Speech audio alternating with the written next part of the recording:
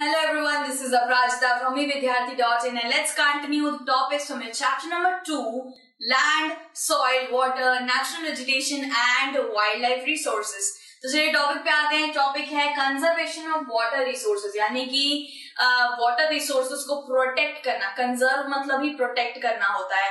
ठीक है. सो भाई यहाँ पे जरा आप देख लीजिए कि कैसे करके हम लोग जो हैं सारे के सारे ह्यूमंस जो है उसने कैसे करके पानी को दूषित किया है. आप जानते हैं कि पृथ्वी को वाटर प्लैनेट कहा जाता है. 70% तो वाटर ही वाटर भरा हुआ है, लेकिन कितना फिट है ह्यूमन कंजप्शन के लिए? आई थिंक मैंने पहले ही बता दिया था 2 या 1% ही है. सो इतना ज्यादा पानी है, लेकिन कहते हैं ना, आपने शायद वो मैरिनर, एंशिएंट मैरिनर वाली पोएम में पढ़ा होगा, not a single drop to drink, right? तो ऐसे करके था ना, शायद बहुत ज्यादा सी है, समुद्र है उसके पास, लेकिन वो एक भी पानी की बूंद नहीं पी सकता, बिकॉज वो पानी नमकीन है, सलाइन है नेचर में. ठीक है. सो बेसिकली यहाँ पे यही बात हो गई है भाई, 70% पानी है, लेकिन पानी पीने के लिए सिर्फ 1% बच गया है. कौन कौन सी ऐसी भाई पानी के अंदर अपने गढ़ रचनाएं मचा रखी है, कितनी ज्यादा दिक्कतें मचा रखी है, वो भी जरा पढ़ लेते हैं. सबसे पहले आ जाता है pollution, water pollution. Obviously water pollution की बात कर रही हूँ. Look at this image clearly. इस इमेज में देखिए कितना फॉगी बना हुआ है पानी. आपने देखा होगा रिवर्स में पानी में कपड़े धो रहे होते हैं, वॉशिंग पाउडर, केमिकल्स यूज कर रहे हैं, उसमें नहा रहे हैं, इतनी अलग अलग तरीके के केमिकल्स उसमें जा रहे हैं, फिर वो ऐसा फॉगी सब्सटेंस बन रहा है, तो ऑब्वियसली वो पानी कंटेमिनेट ही होगा ना, वो पानी गंदा ही होगा. और आप उसे पी लेंगे?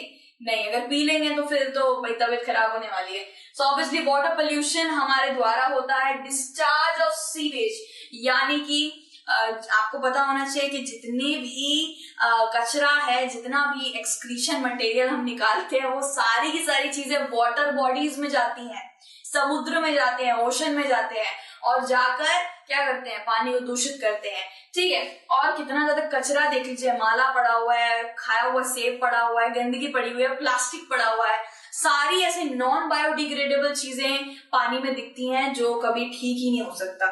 ठीक है. सो डिस्चार्ज ऑफ सीवेज, केमिकल्स की क्या बात कर रही हूँ मैं? एग्रीकल्चर इंडस्ट्री से केमिकल आता है, एग्रीकल्चर से आ रहा है, इंडस्ट्री से भी आ रहा है. इंडस्ट्री से केमिकल्स, इतने बुरे बुरे केमिकल्स आते हैं, मिथाइल, पता नहीं कौन कौन से, जाके डायरेक्ट पानी में मिल रहे हैं. एग्रीकल्चर से क्या क्या आ रहा है? पेस्टिसाइडर आ रहा है, फर्टिलाइजर आ रहा है, ओवर सब पानी में मिल जा रहा है और पानी को कंटामिनेट कर दे रहा है. अब जरा नए नए केमिकल्स के नाम सुनेंगे. यहाँ पे देख लीजिए, they pollute water with nitrates, metal and pesticides. Pesticides के बारे में तो हमने बहुत पढ़ा हुआ, लेकिन नाइट्रेट, मेटल, आप सोच सकते हैं मेटल और नाइट्रेट पानी में जाके मिल जा रहा है, और फिर वही पानी रिसाइकल होकर हमारी बॉडी में जा रहा है, राइट? वही पानी तो साफ सुथरा होकर हमारे पास वापस आता है और हम उसको फिल्टर में पीते हैं. जो लोग प्योरीफायर यूज कर रहे हैं या फिर जो लोग उसको डबल बॉईल कर ले रहे हैं, उसके लिए सही है, क्योंकि 1 या 2 मिनट बॉईल करने से गंदगी हट जाती है, सारे के सारे कीटाणु मर जाते हैं, बैक्टीरिया मर जाते हैं. मेटल, नाइट्रेट्स, ये तो इतना डर लग रहा है कि सच में हम लोग इसे रोज पीते हैं. अगर आप ढंग से पीते, स्वच्छ करके पानी को, तो फिर कोई दिक्कत नहीं है.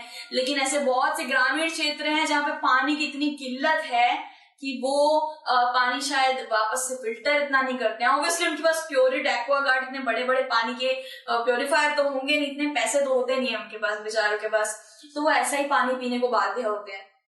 ठीक है. सो फिर most of these are non biodegradable. इसका क्या मतलब होता है? Most of these are non biodegradable, यानी कि ऐसे ये पदार्थ डले हुए हैं पानी के अंदर जो नॉन बायोडिग्रेडेबल है, यानी कि कभी ब्रोक ही नहीं कर सकते हैं. आपने सुना होगा प्लास्टिक को करोड़ों अरबों साल लग जाएगा ब्रोक होने में. बीच में हुआ था कि भाई पेपर बैग यूज हो रहे थे, जूट बैग यूज हो रहे थे, बहुत अच्छा स्टेप उठाया था बीच में, लेकिन प्लास्टिक फिर से यूज होना स्टार्ट हो गया. तो प्लास्टिक ऐसी चीज है जो कभी खत्म नहीं हो सकती, और ये सारी भी ऐसी चीजें हैं जो कभी खत्म नहीं हो सकती. So really bad thing about this is, ये नॉन बायोडिग्रेडेबल है, यानी कि कभी खत्म नहीं हो सकते. And reach human bodies through water, यानी कि वही हमारे पानी में, हमारे बॉडी में जा रहा है, वही पानी रिसाइकल कर रहे हैं, प्योरीफाई कर रहे हैं, फिर वही हमारे बॉडी में जाता है. ठीक है. फिर क्या आता है, forest and vegetation replenish ground water. अब अगर आप पानी नहीं देंगे पेड़ों को, अगर आप थोड़ा मतलब पानी वानी नहीं देंगे, वेजिटेशन में पानी नहीं देंगे, तो फिर क्या होगा, वो ग्राउंड वाटर पियेंगे ना, वो अंडरग्राउंड वाटर पीते रहेंगे, सींचते रहेंगे। जब उन्हें पानी नहीं मिल रहा होता, जब उन्हें रेन से पानी मतलब बारिश का पानी नहीं मिल रहा होता, तो वो अंडरग्राउंड वाटर पीने के लिए बाध्य होते हैं। सो इससे क्या हो रहा है, हमारे अंडरग्राउंड वाटर भी रिप्लेनिश हो रहा है, यानी कि वो भी खत्म होते जा रहा है।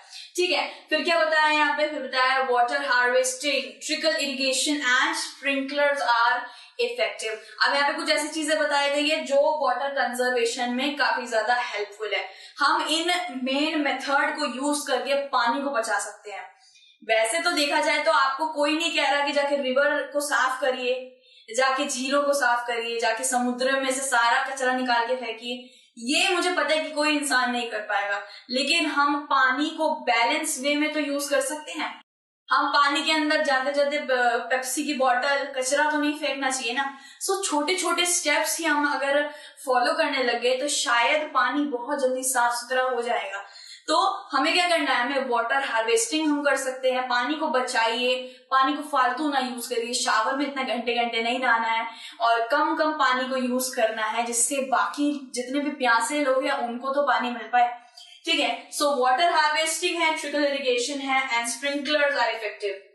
अब जरा देखते हैं, दिस इज कॉल्ड ड्रिप और ट्रिकल इरिगेशन, यानी कि यहाँ पे खेत होते हैं ना, खेत, उसमें पतली पतली लाइनें लगा देते हैं ऐसे, और इसमें छोटे छोटे छेद होते हैं और वहां से पानी निकलता है और बिल्कुल अच्छी तरीके से वो पानी डिस्ट्रीब्यूट कर देता है पूरे के पूरे खेत में। तो ट्रिकल या ड्रिप इरिगेशन भी कहते हैं, बहुत ज्यादा फायदेमंद होता है। फिर आ जाता है ये स्प्रिंकलर्स। आपने देखा होगा पार्क में भी स्प्रिंकलर्स लगे रहते हैं। वो क्यों लगाते हैं, जिससे सारी जगह एडिक्वेट अमाउंट में वाटर मिले, कहीं पे ज्यादा, कहीं पे बहुत ज्यादा, कहीं पे कम ना मिल जाए।